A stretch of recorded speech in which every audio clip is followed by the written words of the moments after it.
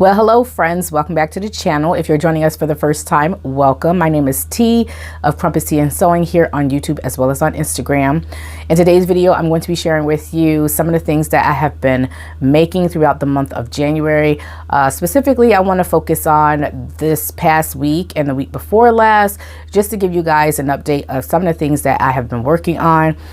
If you want to see what I'm working on more consistently, like throughout the weeks, follow me on Instagram. I'll provide the link in the description box below, and you can go over and check me out on Instagram and give me a follow over on Instagram. I'm pretty consistent with posting over on Instagram every week, so you can really get an idea of what I'm sewing.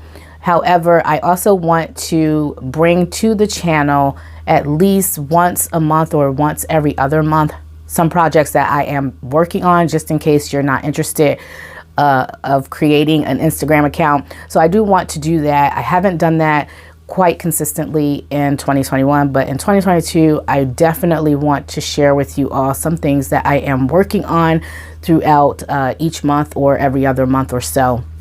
So that is something that I am going to be working on the channel this year.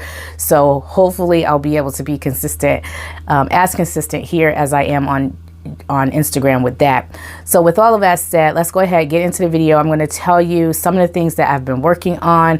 I'm going to start with what I'm wearing. So what I'm wearing is the McCall's M8247. I just did a pattern review of this one, and the leopard print was kind of like the highlight and the feature of that video. So I'll make sure that I put an iCard in this video so you could go over and check out that review if you haven't done so already, and I'll do that. I'll put the link in the description box below as well. But this is the floral version that I made of the McCall's M8247. I really like it. It's comfortable to wear, and this is something that I had finished up in the month of January. It was a make that carried over from 2021, and so yeah, I definitely made this. And then the top that I'm wearing with it today is the Simplicity S9273, which is a knit top that I made last year. It's really comfortable to wear as well. As you can tell, the color schemes are a little bit different. The top is a deeper burgundy, whereas the floral details on the sweater is more of a brighter red.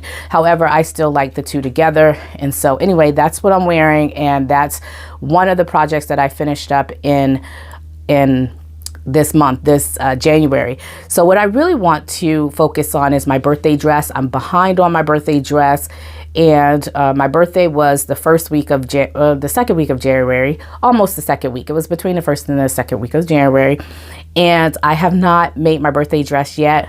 But my husband and I did not plan on doing anything for my birthday until the later end because we had so much going on.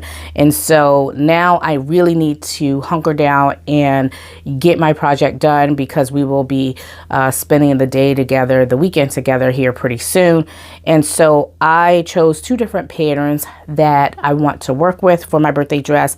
And I want to use the eggplant velvet fabric that I just featured in the fabric haul that I showed you all last weekend, and I want to use either the Butterick B6781 or the McCall's M7381. So let's first start with the Butterick B6781. So this is a pattern that comes in plus sizes only. So the size range is 18W to, I believe, 32W. And I'm pretty sure there are no smaller sizes. However, I'll recheck on the Something Delightful site just to make sure there are no smaller sizes. But when I purchased the pattern, I didn't see any smaller sizes. And that's one of the reasons why I got the plus size, because I can make adjustments to fit the 18W.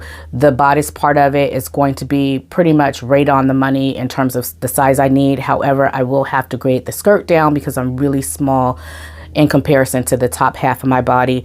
So I will have to grade that skirt pattern down. So this pattern has two different variations. You have a version with an asymmetrical skirt that has pleat details on the waistline of the skirt, which I think is really cool.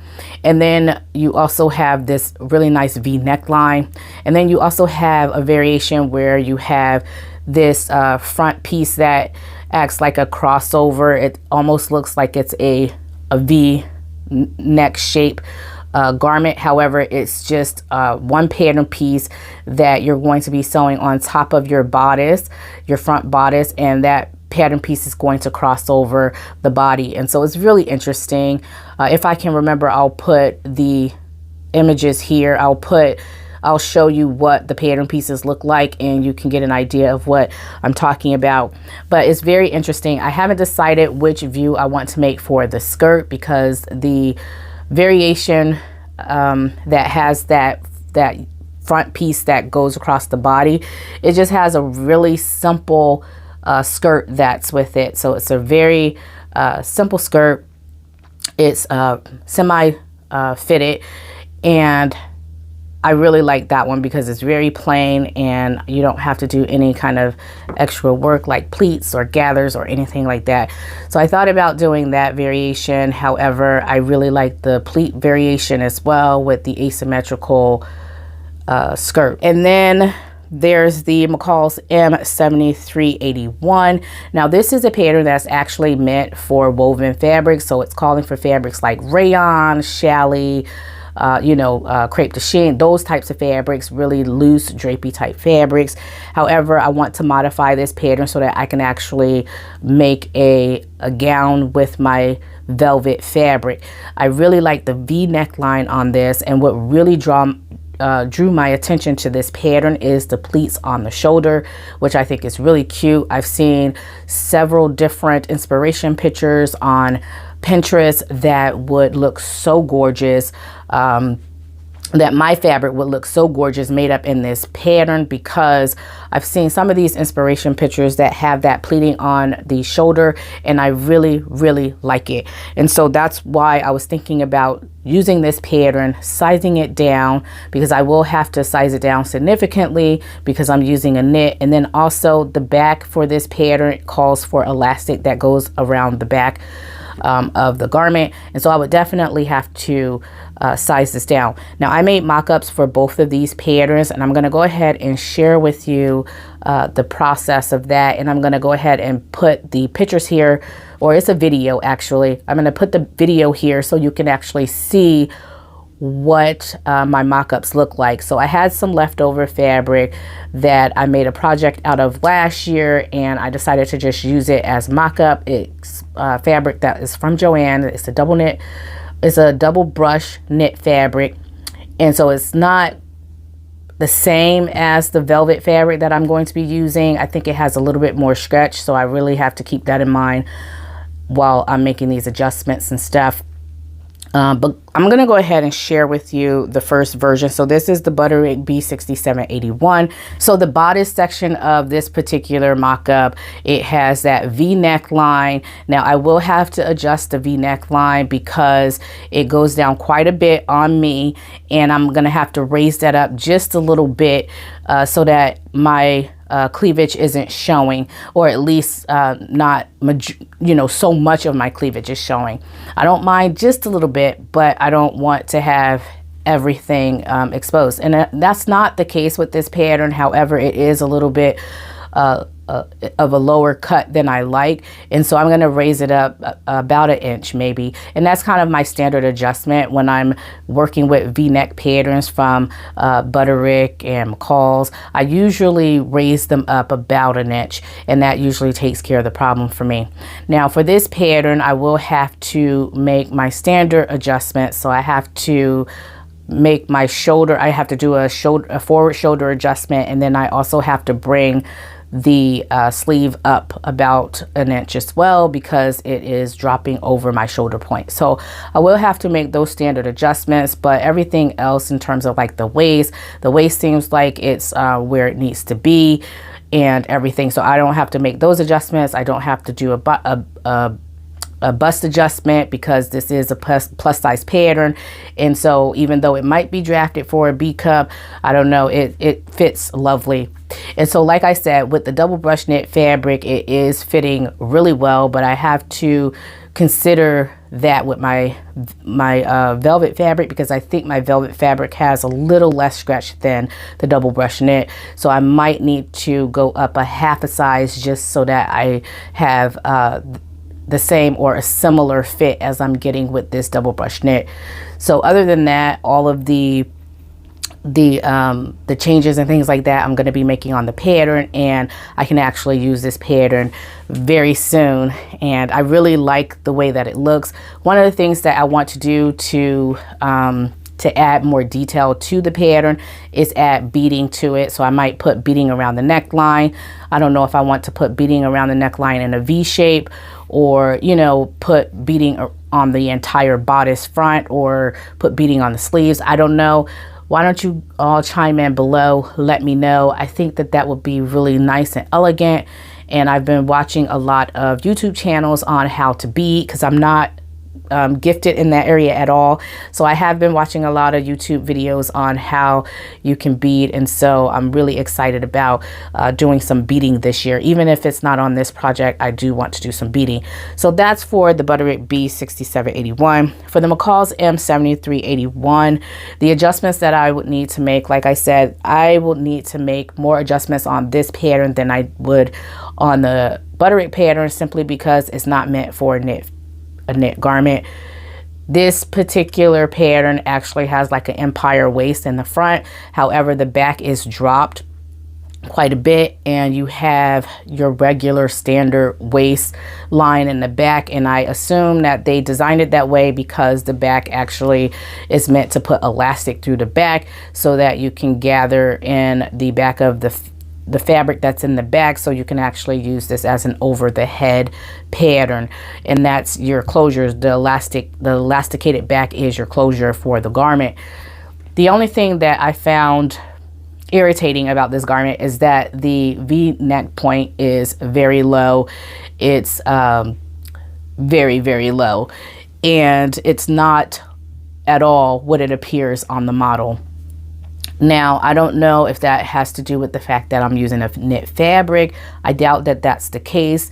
However, I did try to raise that up a little bit, and I think from what I have done with my alterations and my adjustments, I think I'm going to go with about 1 inch to 1.5 inch adjustment. I'm going to raise that neckline up just a little bit, so that way I don't have my cleavage showing.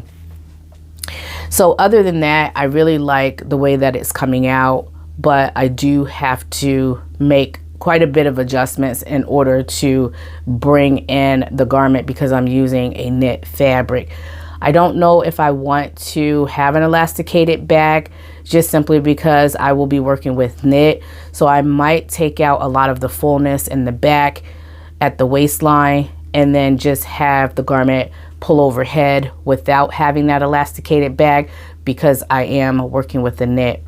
Now, this pattern calls for lining, and it's fully lined with the exception of the sleeves, and so that's really nice as well, because I'll be able to I don't have to worry about serging or anything like that. I can just have a really nice clean finish with the lining on the inside. So I really like that as well. So lastly, I'm working on another version of the Myosotis dress, and I'm making this for my daughter. Now, my daughter, she selected this gorgeous fabric. It's a blue leaf flat fabric, so it has different variations of blue going throughout the fabric, and the print is leaves going throughout the fabric, and it's on a black background, and it's such a beautiful, beautiful fabric. I love the fabric choice that she chose. It's a premium cotton, and it's from Joann's. So that's basically what I've been working on, and I'm really excited. Please comment below, in the comment section below. Let me know what you think of all my plans. Let me know if you think I should use my velvet fabric, that eggplant, that beautiful eggplant velvet fabric for the Butterick B6781 or for the McCall's M7381. I know many of you might be hesitant to tell me to use it for the McCall's M7381 because it's not designed for knits. However, I'm pretty confident that I can actually get this to look like a gown and to keep the integrity of the pattern, like the design of the pattern, and still be able to use it for a knit. So don't let that stop you. Just look at the design, the features, and some of my inspiration pictures, and let me know what your thoughts are, like your true thoughts are about which of these would be really great for that eggplant fabric. So yeah, I think that's it for today. If you have any comments or anything that you would like to add to the video about these patterns, if you made them before, let me know. If you haven't and you have a desire to make them, let me know what your plans would be as well. So thank you all for tuning in today. I hope you all have a happy and blessed sewing week. And until next time, stay creative, everyone. Bye.